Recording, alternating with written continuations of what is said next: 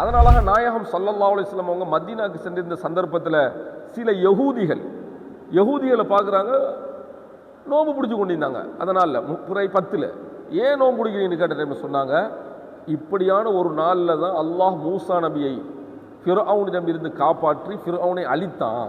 அதுக்கு அல்லாஹ்வுக்கு நன்றி கூறும் விதமாக நாங்கள் நோம்பு பிடிச்சிக்கிட்டு இருக்கிறோம் என்று சொன்னாங்க அந்த மக்கள்.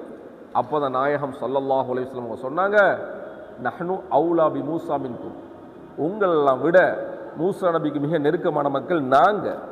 ஏன்னா யகூதிகள் பேருக்கு மூசாவை பின்பற்று சொல்கிறாங்க, உண்மையாகவே அவங்க அல்லாஹ்வுடைய தூதராக அவரை பார்க்கவும் இல்லை, அவருக்கு இறங்கிய வேதத்தை ஏற்றுக்கொள்ளவும் இல்லை. அவங்க எல்லாத்தையும் நாசமாகி போட்டுட்டு நாங்கள் மூசாவை பின்பற்றுறோம், அவருக்காக நோன்பு பிடிக்கிறோம்னு சொன்னதெல்லாம் வேலை இல்லை, நாங்கள் தான் மூசாவை பின்பற்ற தகுதியானவர்கள் என்று சொல்லி சஹாபாக்கள்கிட்ட சொன்னாங்க. நாங்கள் என்ன செய்வோம், நாங்களும் முஹர்ரம் 10 நோன்பு பிடிப்போம், நான் இருப்பேன் என்றால் பிறை 9 சேர்த்து பிடிப்பேன் என்று சொன்னாங்க.